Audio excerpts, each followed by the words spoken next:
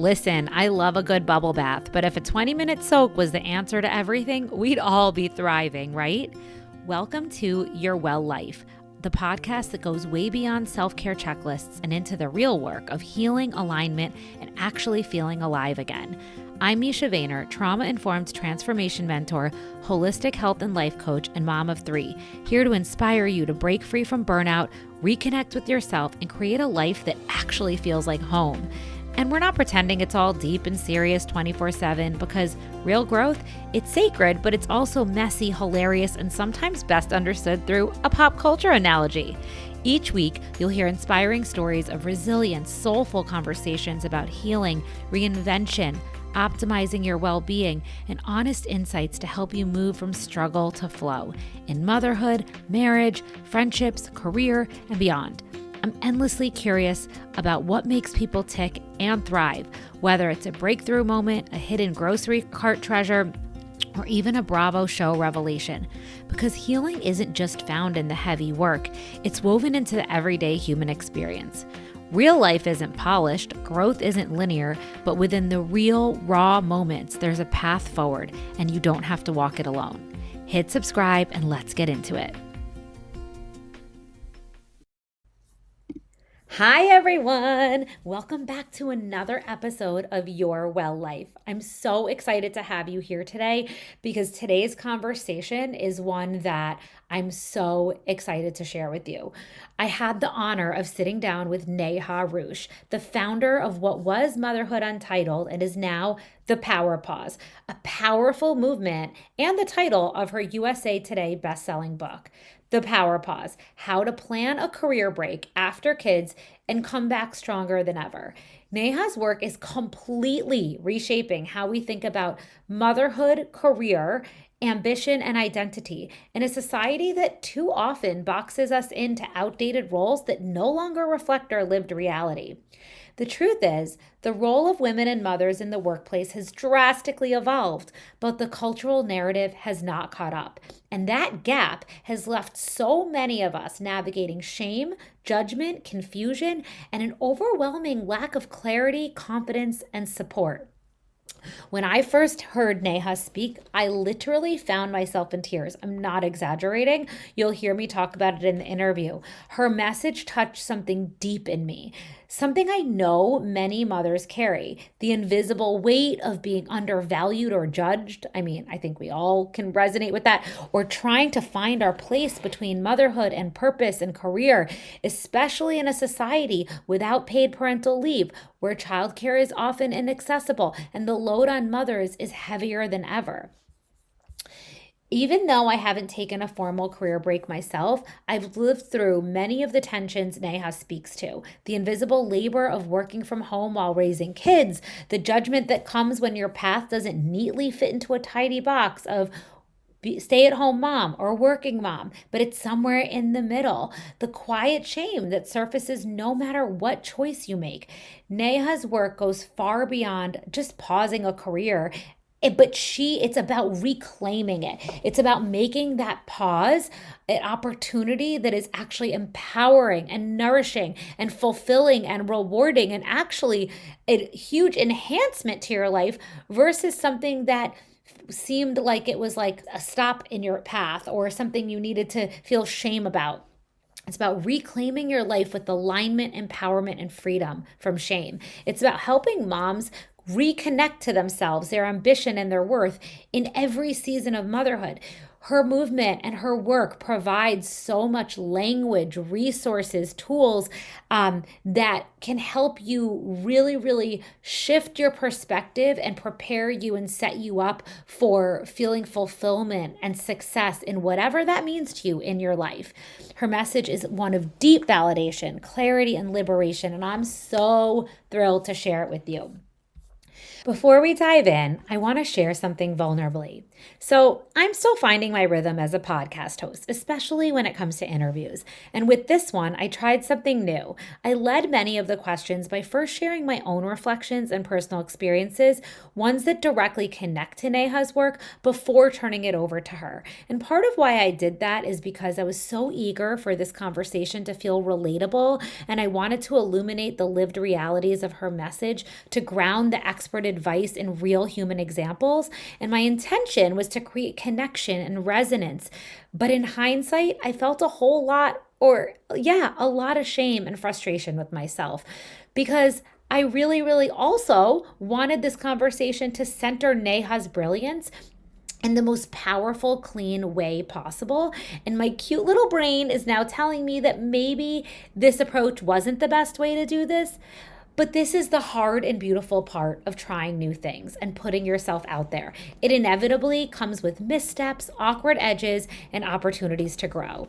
This podcast and my work as a whole is rooted in showing up as I am, messy, human, and in progress. So instead of editing this part out and pretending it didn't happen or even trying to redo it, I wanted to name it and share it.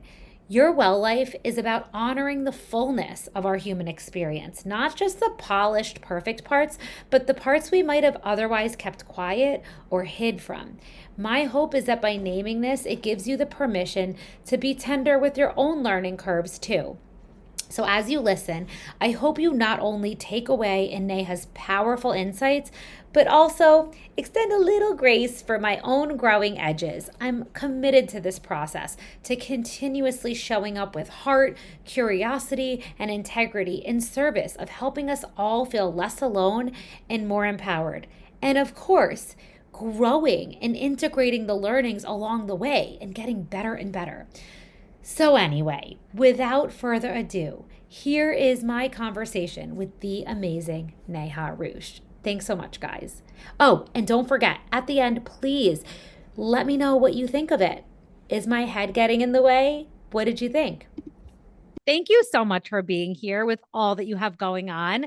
When I first encountered your work online and followed you with Motherhood Untitled and all that you were doing, of course, I was moved and was just following along from the sidelines. But when I really came face to face with it was at Fran Hauser's bookshop, Bedford Books, when you spoke so vulnerably and powerfully about the movement that you've created. And I don't know if you remember, I was sobbing. Like I didn't know what came over me, but on so many layers, there were so many things that you touched on with your work that just hit and hit so many topics that I want to talk about with you today. But I think what I want to lead with is that I think the main reason that I feel one of the reasons that we all get into what it is that we do is because we feel a deep ache or need for something that we need to change, something that we're really passionate about transforming. I know for me, it's really been about like eradicating shame and disempowerment and stress and misalignment in women and mothers. And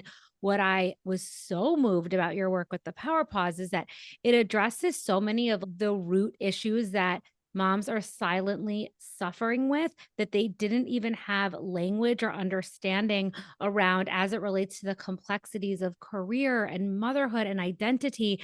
And to your point, like the landscape has changed, so much has changed, but yet there was still this lack of change in understanding, validation, language, conversation, tools, resources, all of this as it relates to what is actually real and what we're holding and carrying.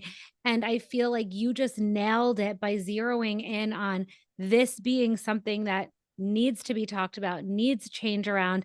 And for me, even just reading the book twice, highlighting it, all the things, I found it to be so deeply healing and empowering.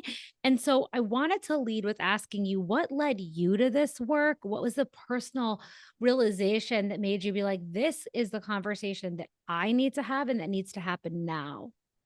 I love what you said about it all coming, so much of the deepest work coming from an ache and wanting to solve things for others.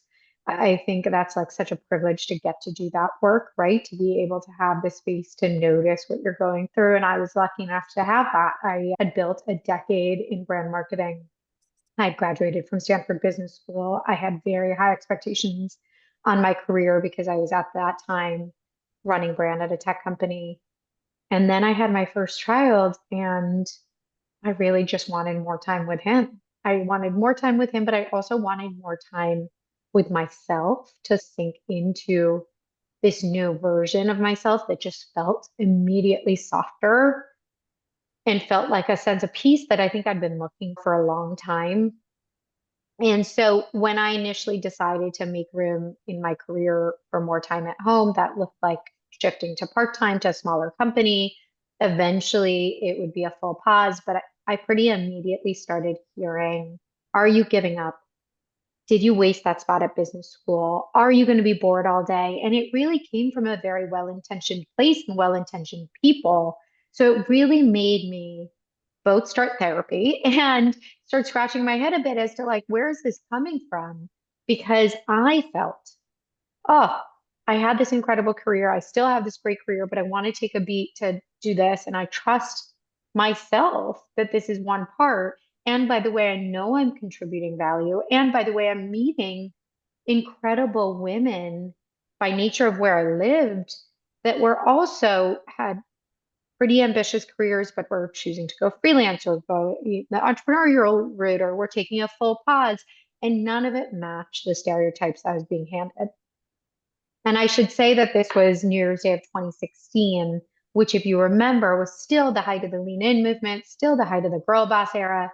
And so all of the headlines touted one particular way that ambition looked. And there was a lot of content around the quote unquote working mother, but it seemed to count out any ambitious woman choosing to pause or shift. So I started what was then Mother Untitled as a very small project with a big mission to reframe this narrative by shining a light on women like us making these choices, navigating our unique realities. And it's obviously in the last 8 years since then, it's grown into this movement and platform called the Power Pause.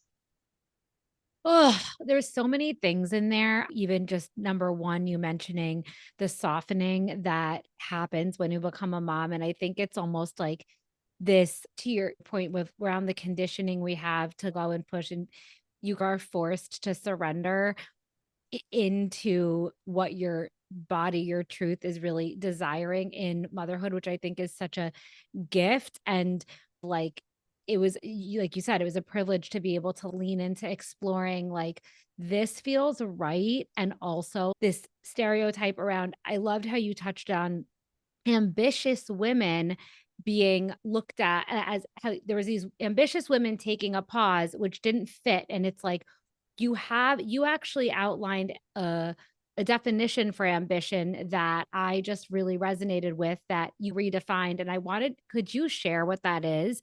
Because I feel like I actually have some stories that I want to share around that as well. But I think that it's true. We have this narrative around ambition looking a certain way in a pantsuit, go like in the office, and that is not actually the true aligned definition of ambition. Ambition was something that I remember this distinctly. I'd had my second child, and up until that point, I had worked part-time, and I'd figured out the blend. And then I fully paused, and I wasn't able to do as much on this blog project. And I remember putting her down, putting him down, and just sitting on the couch and being like, I should be doing more. And I looked up the dictionary definition. So it's actually not mine. It's from Merriam-Webster. Mm. And Merriam-Webster says ambition is the determination to do things. Now, I would add to that, ambition is the determination to do a great number of different things over the long game of your life. And a lot of it is aligning your energy and your time spent with the things that matter most and trusting that you'll realign over and over again. And I think that part was what I needed, because when held that way, you're holding a platter of priorities that you're naturally going to shift energy. And sometimes that's nurturing your marriage, sometimes that's nurturing your physical or mental health alongside your family. We have finite energy and we can't be expected to allocate it to all the things. So part of ambition is really being clear as to where you're spending it. Yeah. Oh my God. I actually want to shift gears to the societal roles that are outdated that you've done so much research on, because I feel like I have so many rabbit holes to go down. So I'm trying to keep myself on track. But as we talked about, like, as you've really illuminated, so much of the shame and struggle that mothers face really seems to be from these outdated roles and stigmas that are that and archetypes that we have for the working mom and the stay-at-home mom, and it doesn't really represent where we are, this gray area. And so I would love to hear you, if you could share why, based on all of your research, there's been such a black and white approach to motherhood and career, and how your work seeks to shift this narrative to honor this nuanced, fluid reality. And as you say, the gray area. A lot of it goes back to, if you were to look at the 1970s, it was this really interesting moment. Call it 1950s to 1970s. Women had just experienced what it felt like to work out of the home because they had taken some of the roles vacated by the war. And then they were suddenly expected to return to the home and go back to life before. And so we saw the beginnings of the feminist movement in the second wave of feminism, with women really wanting to prove their capacity in their workforce. And we owe so much to that. But what happened was, equally at the same time, there was this rise of television and the rise of print advertising. And the reason that's relevant is because we started to see these caricatures of the at home parent, right? You can think about that ad for the laundry machine, right? They were advertising making life simpler. So they showed a woman sitting in a pretty dress, eating bonbons and like sitting on the phone. And then we saw Leave It to Beaver, June Cleaver, right? A sort of in servitude to her family.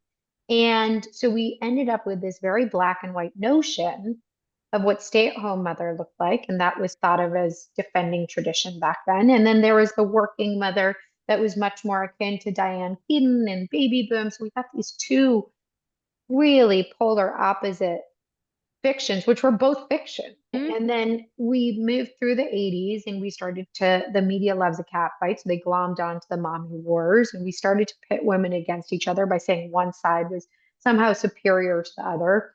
And we never updated the narrative, such that when we commissioned a survey called the American Mothers on Pause Survey, which surveyed 1,000 members of the general population and 1,200 at home parents, if you ask the general population who they think of as the stay-at-home mom, they will still say June Cleaver in 2023. If you ask them who they think of as a working mother, they will say Michelle Obama, Sheryl Sandberg, and Beyonce. You can see how one is fact, one is fiction, one is current, one is outdated. And so we were really due for updating that perception, because the reality, like we talked about, is women are entering motherhood later than their 1970s counterparts. So they're coming in with more financial power, more education, more career experience to build on. They have different relationships with their partners, who are spending 3 times the amount of time with their kids than any generation prior. They have access to digital tools and technologies and creative mediums and the freelance marketplace. And also in that research is that 1 in 3 women who are working out of the home are going to pause their careers in the next 2 years. 1 in 2 are going to downshift their hours to part time. And 90% of the women on pause aim to return to the workforce. So the black and white ideas no longer apply. It is much more evolving, it's much more fluid. And a lot of this work is to really empower women not to pause if that's not the right choice, but to have more options available to them so that they can do Yeah. the right thing for right now. Right, to allow them to feel seen and without not having pressure or shame at any part of the spectrum. Okay, so regarding the mommy wars, I actually want to when you I'd never heard that term till I read your book, and it like I could feel the rise of all of the stuff coming up. And I want to just share two quick stories that I feel will illustrate some of the things I want to talk about really quickly, if that's okay. And one of them is because I felt this deeply, I used to have a retail store in New York City, and when it closed, right on the heels of it, it was a pretty tragic closing. And right when it closed, I got pregnant with my first. And I was still pretty much that I had like a complete health breakdown right after I had my first, and it was from the trauma of the store and a bunch of other things. So I was but 6 months after I had my first child, I went back to work in corporate fashion, even though I knew that I had something deeper and bigger that I was seeking to do, but I was just needing to put one foot in front of the other. And while I was working in fashion, I was also on my healing journey and going to IIN because I was needing to learn all the things. I was fascinated by my own healing journey. Then I got pregnant, and in 2016, we moved to Westchester when I had a 5-month old and a 1.5-year old. 2 months after we moved, my office moved from Rockefeller Center down to Brookfield Place. And then 2 months after that, I got pregnant with my third. And I was still very much healing. And now I'm pregnant. I have two little kids. My commute was like almost 2 hours each way, and my health was not feeling great. My childcare expenses were through the roof. I didn't have good childcare, and it got to a place where I felt I didn't have the option to work from home at the time. There was just not an option. And I remember feeling like the most practical, appropriate, value aligned decision for my family, even though I didn't technically have a financial safety net to catch us, but I knew that I would figure it out. And I knew that my health and my family's health was of the utmost importance. So I made that decision to leave. And I'll never forget my sister in law, who lives in France, who has one kid who's been in the same role for 18 years, saying to me how she stayed in her work for 18 years because it was practical. And I felt the jab, like my decision wasn't practical, where there's a different childcare system where having one kid over three kids is different. Constitutionally, we're much different.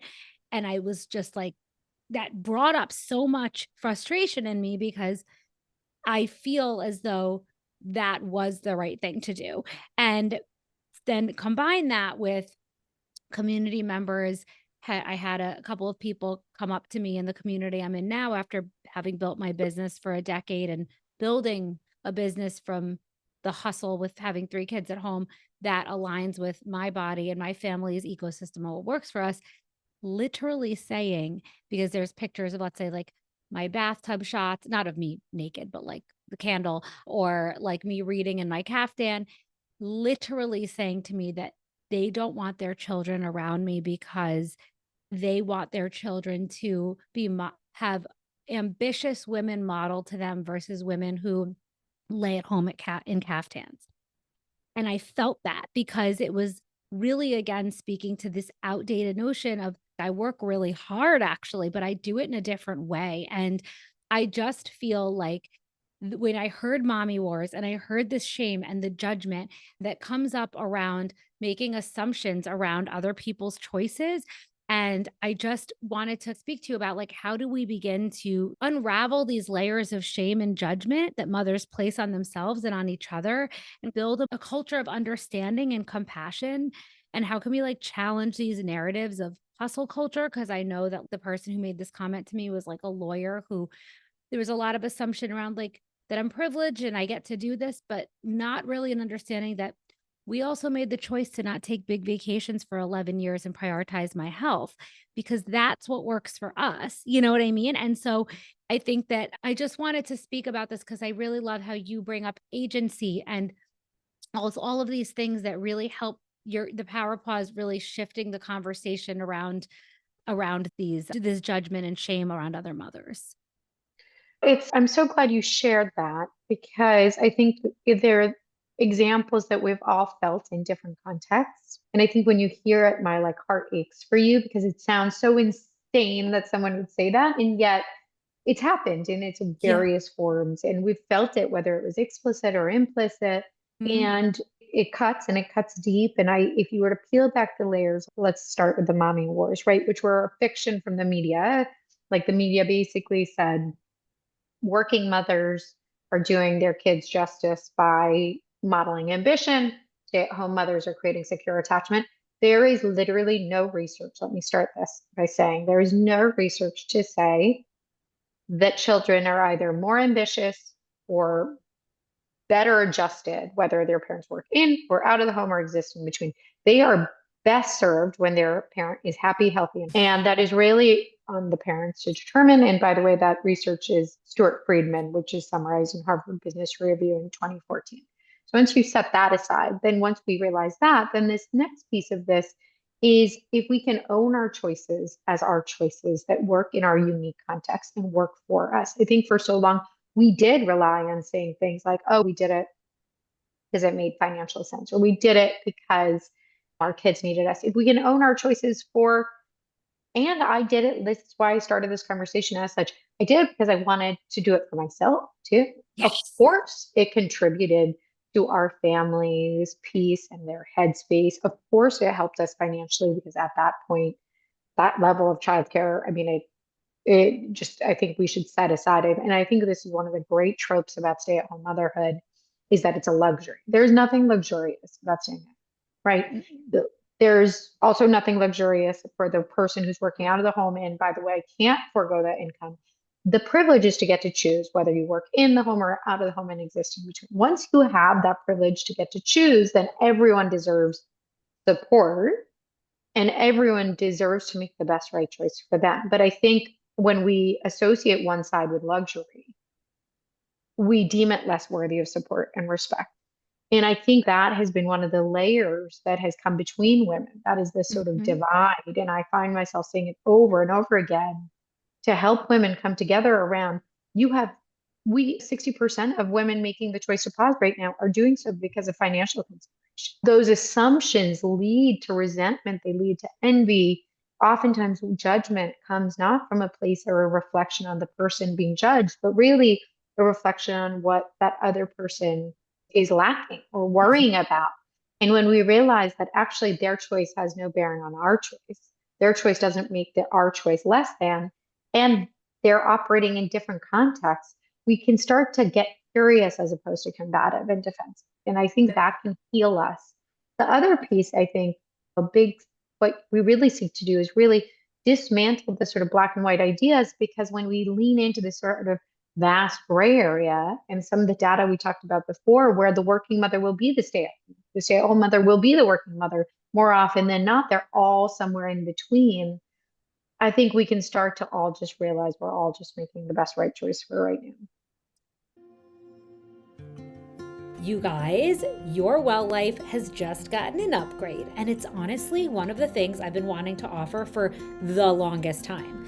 Because honestly, the most powerful thing in healing comes from when we feel witnessed and someone shares something that helps unlock awareness in ourselves. So many of you tell me the same thing, that hearing how someone actually navigates the hard stuff, the mindset, the shifts, the stumbles, the tools, is what helps you feel less alone, less ashamed, more connected, more seen, and helps to illuminate where you might be either feeling the same or actually can implement those things for your own journey. So that's why I created this private podcast space. There are parts of my journey that are honestly too tender, too nuanced, or too sacred for social media, for the public. But those are the very stories that tend to unlock something in others. These are the shares that aren't polished or performative. They're real. They're for the ones who crave honest, behind the scenes glimpses into how I'm walking through healing, motherhood, nervous system recovery, marriage, business, identity, life. So for $8 a month, you'll get access to these deeper, more personal audio drops, honest reflections I don't share publicly, real-time glimpses into what I'm walking through, the tools, practices, and shifts I'm using to move through it. So if my public podcast speaks to you, this is where it gets even more nourishing. So subscribe to the private podcast feed, link below. And if you want the full experience, my Substack is where this all comes together. So in your Well Circle on Substack for $12 a month, you'll receive everything the private podcast has, plus monthly audio and written drops of tools, practices, and rituals, soul-led reflections to support your well-being journey, access to community threads and conversations with other moms walking this path, invitations to private circles and behind-the-scenes shares. It's really your soft place to land, to be in connection and in a village for your healing. And it's a space where resonance, reflection, and real life support on your own time, low lift, because ain't nobody got time for anything else. That link is below. Do you want your voice to be part of the podcast?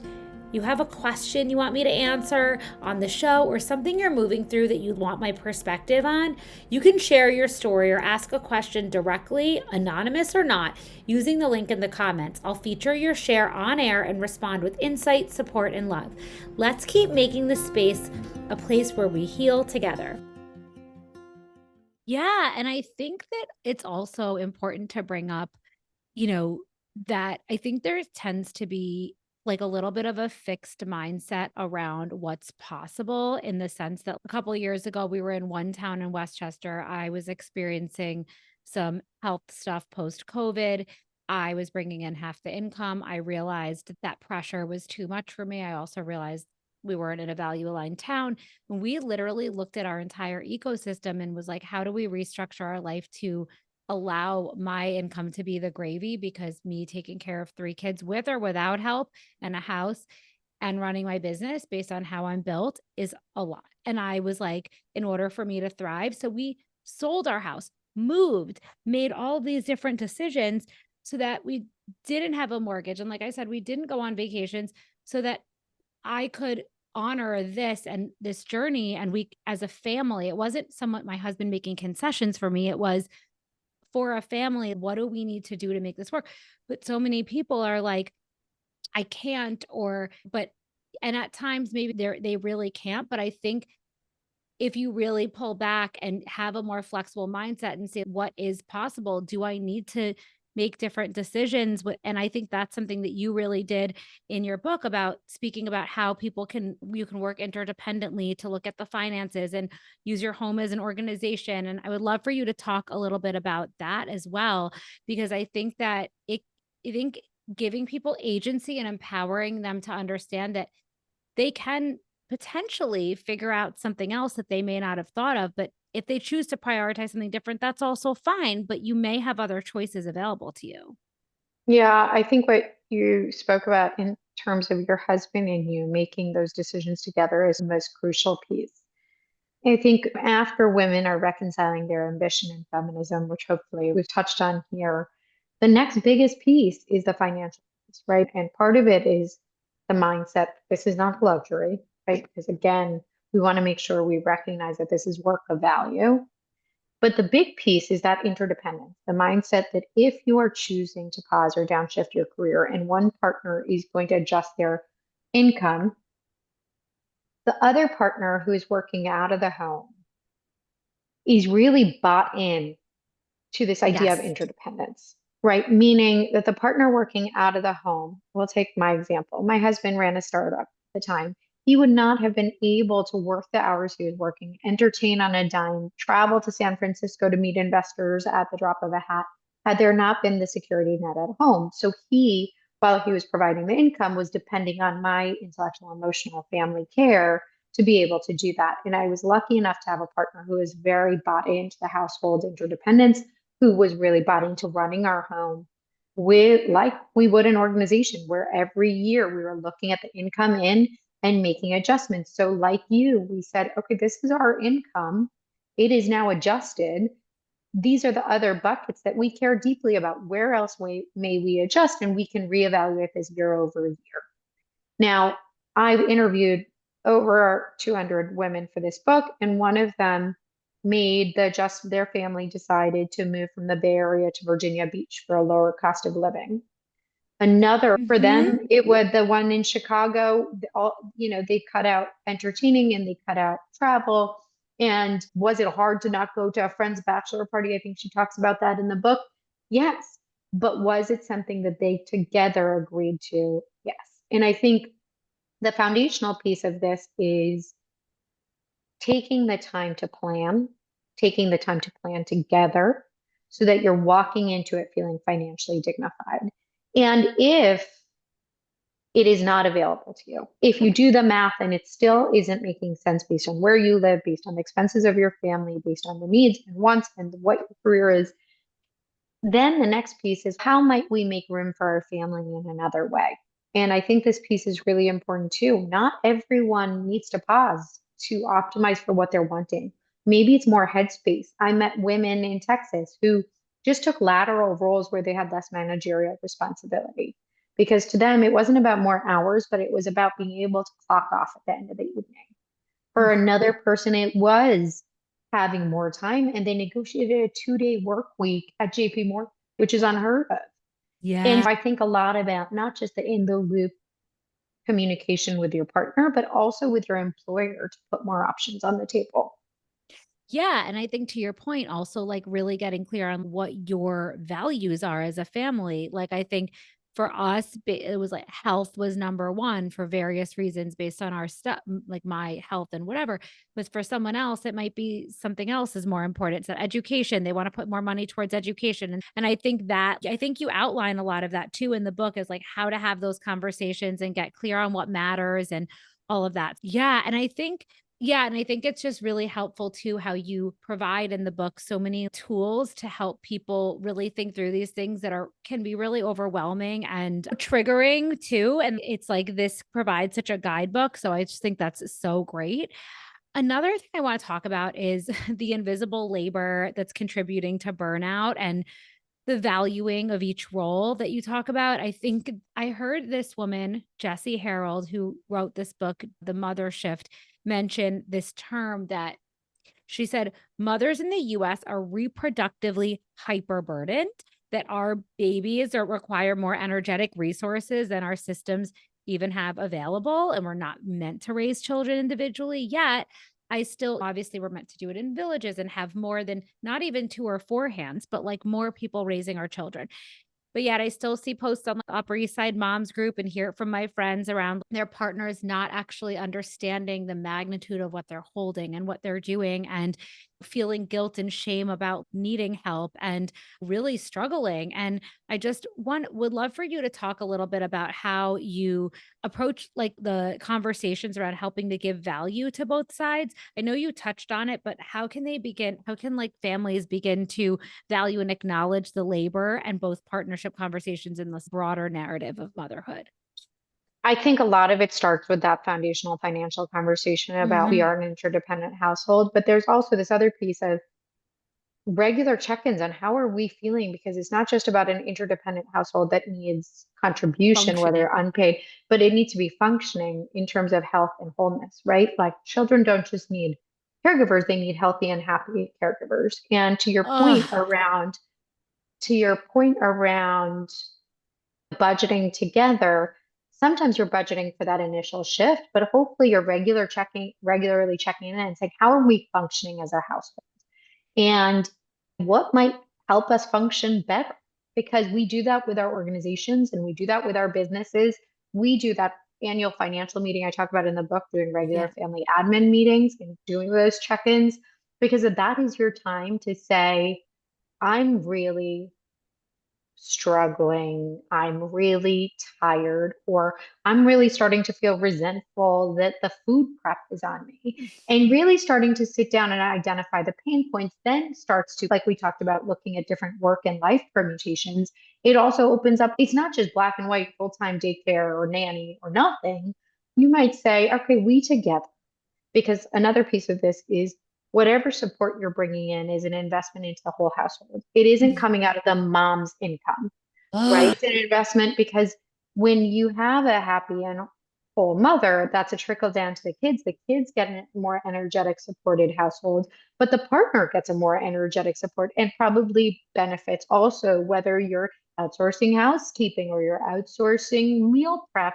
That's a benefit to the whole household. So I think that's that sort of beginning dialogue. And then you may start to say, okay, where are the pain points? Is it after school pickup? And I'm feeling like, oh, I'm picking up my daughter, but I'm also, and I'm now I'm on a plate, and the run between the play date and the gymnastics is killing me. We need an after school babysitter on Monday, Tuesday, and Thursday. Or it may be for this year, our kids are going through a big transition in the house. Like it could really help me to be able to free up my headspace to work on all of that intellectual and emotional labor by bringing in like a cleaning service that comes and just resets the home every morning for 1 hour. Let's go on handy and buy, get that. And by the way, there's the free partnership that comes with our partners. It may be if you cannot afford childcare at this time, how might I swap with a neighbor? Or partner, is it possible for you to wake up 3 or 5 mornings a week so I can work out, I can meditate, I can journal, I can pour back into myself, or maybe you take on bedtime duties on these 3 nights. Whatever it is, you're creating a predictable degree of support for the whole household, but you have a systematic dialogue around our household needs support right now. And that comes out of the household income. We together are going to budget for this 15 hours of care or 15 hours of dog walk, whatever it is, or fresh Mm. direct. And we can reevaluate in a year.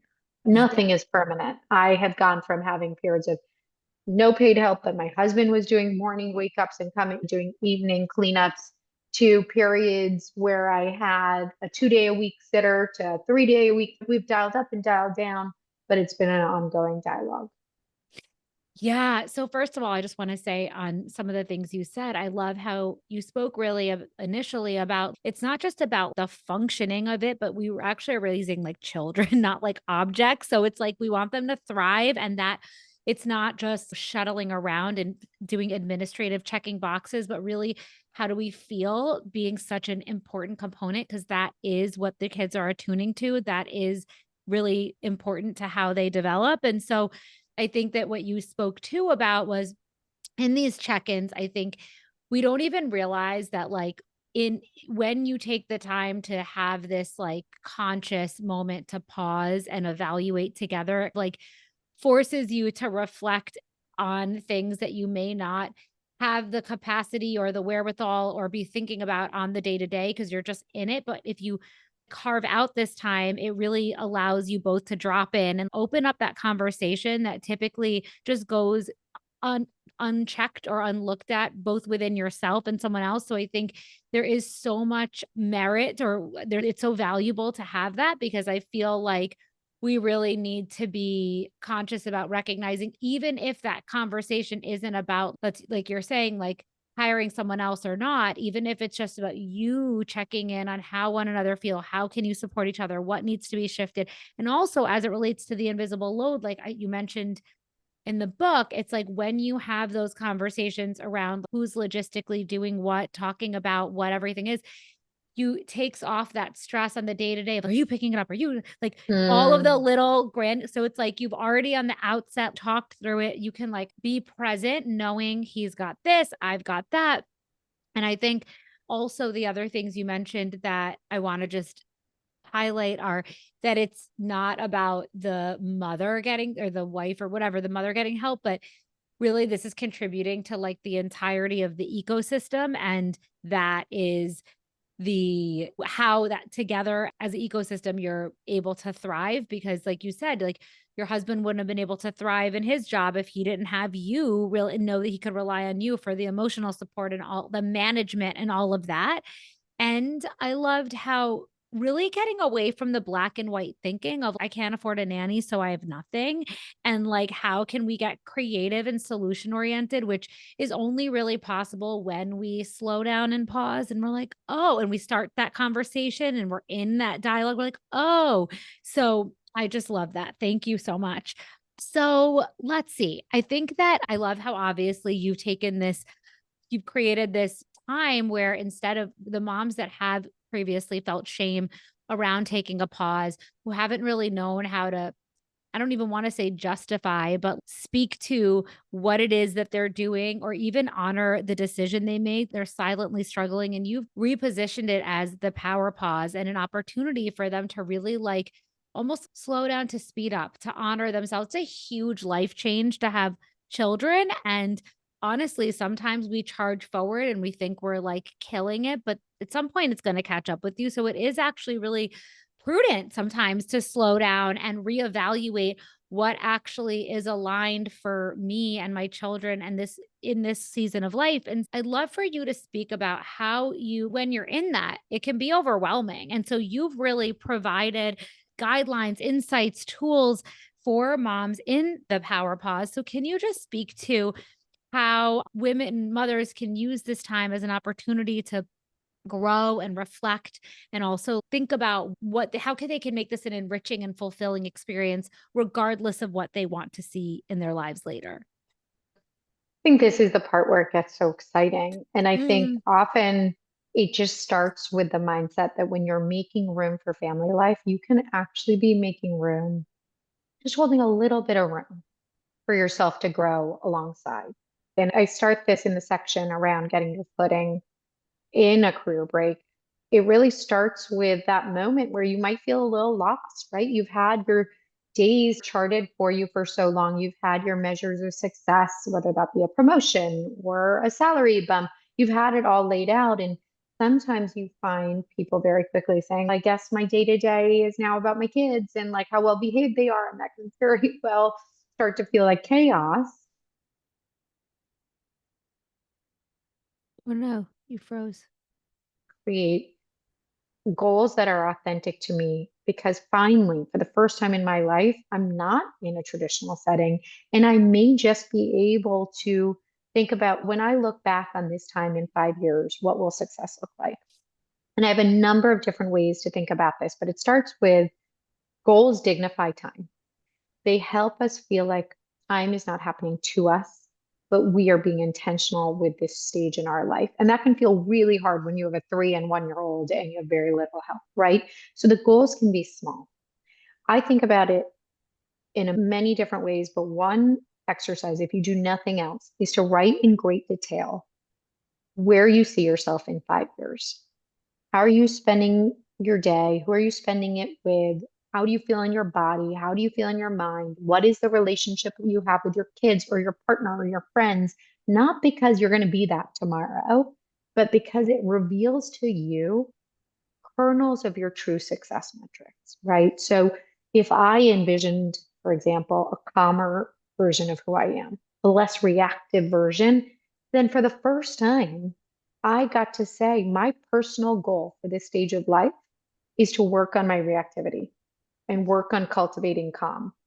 And now again, think back to 2018. I have a 3 and 1 year old, right? And so that may look like my success metric to make myself feel like I'm still moving forward is one podcast a week on women and anger or women and communication. I had always wanted to write. In my 5 year vision, I was writing more. So, how could I do that in small ways? I could, during nap times, write 3 posts on Instagram a week, examining this moment and stage of my life. It was small, it was little. You can make it even smaller than that.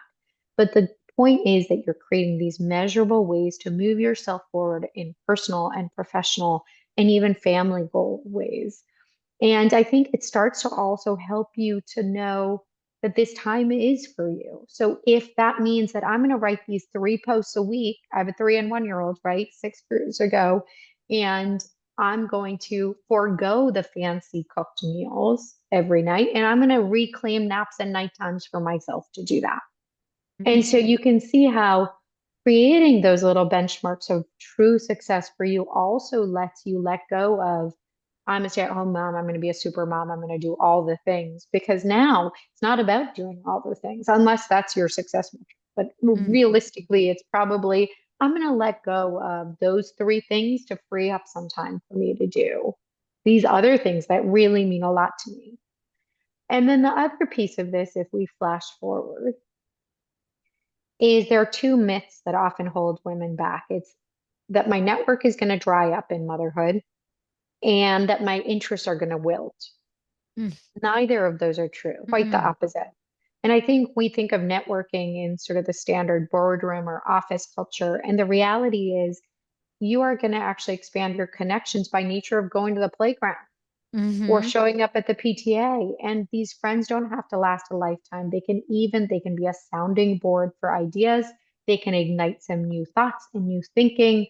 But oftentimes when you're considering returning or considering exploring a new venture, these are the women you will turn to. And this last part I would just say is when people talk about their interest wilting, actually, you have space to explore in non-traditional ways, right? When you're doing a project with your kids, you might say, oh, I really love the feel of that, or I don't like the feel of that, or you're volunteering in the school, and you might start to strategically volunteer and be like, oh, I really liked working on throwing that event. Like I didn't know events filled me up or project management filled me up. And so it's this period of time to actually stop and figure out what is the content I'm lingering a little bit on, right? The article I gravitate to, or the book that lights me up, or that the thing that I do with my partner that makes me want to dig deeper. And so all of this in combination is really about how do we stay open to the ways we can move ourselves forward in small ways, reframe these sort of ordinary experiences we're having, whether you're scrolling Instagram and saying, wow, I'm lingering on home design or wellness a lot more. How can I dig deeper? All to add to this portfolio of experience that does ultimately serve us. Hey, Mama, imagine if healing your stress patterns could change everything, because it can. Whether it's reacting in ways you don't recognize, people pleasing, or overthinking, these patterns stem from unresolved trauma stored in your body. They create chronic stress, impacting your health, relationships, and how you show up in life. That's why I created the Align and Thrive Workbook, a free 5-day mini training designed to help you heal at the root. You'll learn what trauma is and how it's showing up in your body and life. You'll be guided through a proven 5-step process to heal and rewire these patterns, shifting from reactive and overwhelmed to aligned and in flow. You'll get a comprehensive workbook filled with practices and journal prompts to help you implement this work starting now. It's truly transformational. It's what I wish I had when I was struggling on my journey, and it's completely free. Download your Align and Thrive workbook for free today. Head to www.mishavainer.com/workbook and let's begin this journey together. You can also click on the link in the show notes and grab it today. Yeah, and especially in this landscape where the traditional like roles and the of our there's so much shifting, there's so much transferable skills, there's so much opportunity to leverage your skills in a new way in this new landscape that didn't exist before, where it was just like a one track, or for many it was. And so I love that because I think just giving moms that reminder that just because you've just decided to be home now, it's not donezo or you have to start from like the bottom. You will just continue to tap into what lights you up. Use this time as an opportunity to like leverage, make connections, enjoy yourself, and follow what it is that this can be an opportunity where you then might chart a whole new path that you never thought. So that's so great. That question, what do you do? I so feel that. I know when my store closed before I did the next thing, I felt like when anyone asked me that, I felt like I had to like justify or explain I did this and I'm going to do this, or it was just such an uncomfortable. And I also know how when you mentioned somewhere like about how when you're not asked it and it feels like, I don't know, dehumanizing and you feel invisible. And I love how when Michelle Obama says, it's the silliest question because we're not actually supposed to be like one thing. Like we're actually like, what do you do or what do you want to be? It's just like it's limiting. So I love how you have come up with a new way to approach connecting with moms that kind of is alleviates shame and allows more sort of conversation that feels more appropriate and feels better. What do you do has come to stand in for who are you in this Mm. culture. And I think it's not until you part with that sort of very succinct, impressive title that you realize it. And then years after you get past the word vomit, I encourage women to practice because you get to own your story. You get to, and there's no shame in having to like rehearse what you're going to say. I offer scripts and I often offer right now, this is a moment in time, I get to, because this is Mm. an empowering choice, be with my kids. We'll see what comes next. Or I'm tinkering with a project on wellness, or I'm exploring blogging, or I'm volunteering. If you want to add something, fine. But you get to talk about what you care about in the Mm. moment and also leave it open to this could change over and over again. And in terms of what you might ask someone instead of what do you do, I offer, what are you up to today? Or what are you up to these days? Because then someone can say, oh, my daughter just got diagnosed with diabetes and I'm working through that, or I'm working on a renovation, or my job has been sucking the soul out of me. Whatever you want to say, you can say, but it leaves it more open. Yeah. Oh, I love that. So Let's talk about leaving the job. As you mentioned, you felt like there were some things you would have done differently if you had gone back. And I feel like this is such an important thing. I know that when I left fashion, even though I didn't necessarily think or want to go back, those people ended up being my clients because they watched my transformation or they're coming on my podcast or whatever. And so you really never know, even if you don't think you're going to go back, how these relationships can serve you. And so I would love for you to give insight around how you suggest people make the decision to leave, not from a financial, because I know we talked about that, but from a strategic standpoint that would, Yeah, yeah. it's we touched on it before, this idea of in the loop dive with Mhm. your employers. And I think that it is so important to not rush your exit as much as possible. Mostly because you've built this body of experience that it belongs to you. No one can take that away from you. If you spent 15 years in fashion, that doesn't go away. And neither does your network. And oftentimes that network will be your bridge back to whatever you're exploring. And to be able to honor and dignify that time spent, I encourage women to do a couple of things. We touched on this one, which is to have open dialogue as far ahead as possible with an employer or a manager or mentor to explore what are my options? Like, do Mhm. I want to fully pause? Are there other ways in which to structure my role to get what I want out of this role right now? And for some people, they may more instinctively know that they're ready to reset and they're ready to part ways. Still, I encourage that sort of longer tail of communication because then you can say, I really have loved this time, even if you haven't, even if it hasn't been perfect. This is the time to just say, this has been Yeah. good to me. This industry has been good to me. This employer has been decent to me. And I want to be able to leave this door open. You might say, I'm planning to exit. I really want to make room for family life for a chapter. I'd love to stay connected. What can I do to help with this transition? Then you may even network with all of the other people in your orbit who you've enjoyed relationships with, whether it's an executive assistant, whether it's a parallel colleague, whether it's someone in a completely different department. This is the way to nurture those relationships. Then when you're leaving, I did not do this. I wish I did. I want you to go on LinkedIn and take your resume and update it while it's all fresh, meaning you're talking about everything you did quantifiably with enough detail, mostly because if, when in my case, you go back 5 years later, you won't remember the clients you or the Mhm. exact revenue you brought in or the teams you managed. That'll be hazy. And this is a really great way to dignify that time spent. And then you're on LinkedIn and say this can be one of those small professional goals, maybe 10 minutes a week. You're just gently nudging. You're engaging with the content of those employers or those managers or those executive assistants, anyone who you have built a relationship with, you're connecting with proactively because say you do want to return, those are the people you want to vouch for. Mhm. Okay, thank you. That's such great advice. This one may come as, I don't know, when you talked a little bit about how you initially thought for a second that you wanted to open this like mother, what was it? A mommy center, but you realized that the mindset was go big or go home and not actually aligned with that season of life that you were in. And I really actually resonated with that because I think really speaking on the mindset piece and really the conditioning I had curiosity around because I also am from an Indian background, and I think a lot of cultures we have this imprint of, I don't know, overachieving. When I opened my store, I opened a 2,200 square foot store on the Bowery when I was 29 and then a showroom.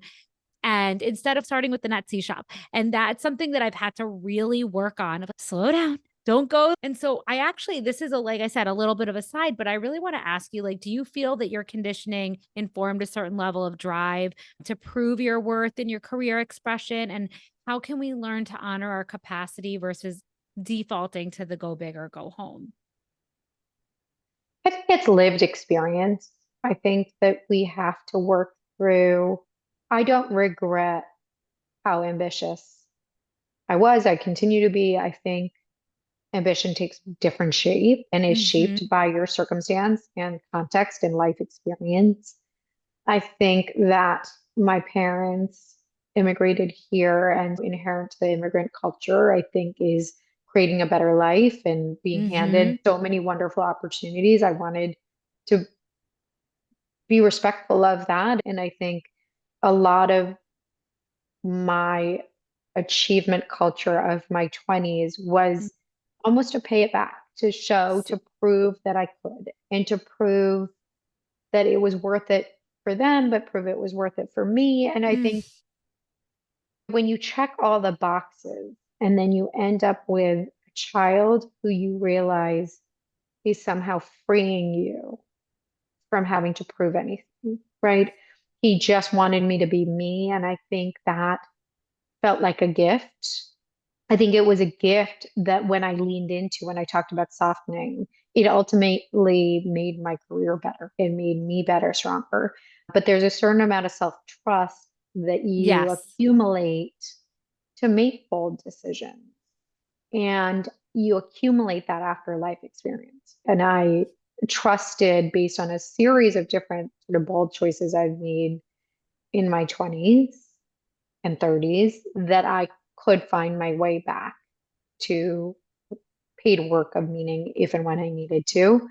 But I wanted to lean into that feeling of freedom and confidence because that was probably the thing that I had craved the longest. Totally. No, I think that it really hits like it's so true in the 20s.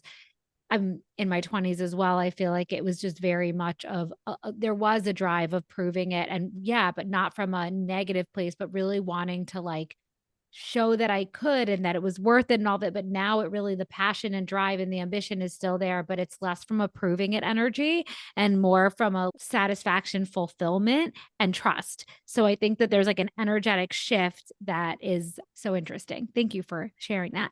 I actually have a question that from a listener, if that's okay. And some of it I think we actually touched on already, but in case there's anything else that we can add to respond to, my children are 8 years apart, not by design, but after years of infertility and one final successful round of IVF at 40. In my 20s and 30s, I was checking all the boxes, career, achievement, striving. When I had my son, I did the best I could with what I knew, but I didn't have the tools or self trust to parent with the presence I craved. Now, with my daughter, it's different. I've paused my career, not from loss, but from a place of deep gain. I feel a strong desire to fully experience this chapter, to be present, show up, and savor what I once wasn't sure I'd have. I'm doing the slow, sacred work of generational healing, mothering the children in front of me while reparenting the one within. And yet, the world doesn't easily recognize this kind of success. There's pressure to go back, or at least quiet, lack of validation that it's okay to just be. How can a mother discern when her legacy and meaningful work is right here in presence and caregiving? And how do we begin to see that not as a pause from purpose, but as a purpose itself? I think she articulated it herself. She Right. sounds, oh, yeah, she's done this. She knows what both feel like. And I think she knows probably better than anyone that it Mm, is a long game. mm, And she's stepping into this with experience of having done both. And I think stepping into something also and acknowledging that it is immense work to heal. It's immense work to raise children, mm. to raise yourself alongside them, to cultivate community, to be present, to cultivate a sense of self that feels right, to explore what comes next. All of that takes space and time. And it's not to say she can't make a different decision in 2 years, but for Right. right now, she sounds like she's exactly where she's meant to be. And I think that one of the superpowers of motherhood is tuning out the noise of what other people think, because people will always have something to say about you or your kids. Mm. And ultimately, It's a we have to recognize and strengthen the fact that only we know what's best. And I love that you use the word legacy because as you were talking right before about what our 20s or 30s were focused on, I think the second half of my life, like post 40, is really centered on legacy, centered on, and I think when you think about what would someone say about you in your eulogy, mm. it is one of the most provocative things to guide how you want to think about it all. Oh my Um, God, your legacy is strong. oh, that's, I hope so. I hope so. Yes. Oh my God, what you've done is incredible already. It's so like valuable. I'm just so impressed by you. But Your work really feels like a giant permission slip for mothers to own their story, embrace their season, and step into their power. If you could leave one message with the women listening today, what would it be? I would, for yourself, dismantle the idea of stay at home and working. I think if Mm. we do our job, I think our daughters won't grow up knowing what those titles mean. They'll just know that you showed up with presence and care and creativity and purpose, and that can look different in different seasons. Before we wrap up, I'd love to highlight your incredible platform, The Power Pause. It's not just a book, but a true movement with resources and tools and classes and a community. Can you share what you've built there and how it supports moms in every season? Of course. So you can follow me, Neha Ruch, on Instagram, and you get this sort of daily reframes and affirmations. But if you dig into this site, which is thepowerpause.com, you can get everything from flex jobs to a library, free library, I should say, of Mm. guides on preparing, returning, existing in between. There's the mother classes, which are short videos to dive into topics of interest. And so it's 20 minutes on the go. And there's a flex jobs board to help stay connected to work alongside family life. So there's robust free resources, and I encourage women to dive into it because it really was designed to be an oasis that recognizes your ambition, that holds space for the stage in your life. Such a huge gift. I feel like that's something that I can only imagine if that existed when I left my career. And I feel like just to say, you're correct me if I'm wrong, but the jobs that you list are from like all sectors of the industry, correct? Which is Very so much. great. Mostly hybrid, work from home, options that are flexible. Oh, so good. And I also love your newsletter and all the links you share. It's like my favorite. Ah, But okay, lastly, what's one thing that's bringing you a sense of like wellness or joy or alignment, whether it's a practice, a product, a ritual, something that's lighting you up that you'd love to share with moms? I just started taking a digestive enzyme that has Mm. changed the game. I was feeling really just like I was carrying around some extra stuff, and it's been Mm-hmm. really helping. Which I take one? it after every meal. It's literally called Digestive. And Digest design? yep, Okay. and I'm taking Array Tribiotic. That Mm. has been phenomenal. I'm really just trying to do a little bit of a reset. I love that. Oh, thank you so much. This was so incredible. I loved chatting with you. And yeah, thank you so much for your time. Thank you. Have a wonderful summer. You too.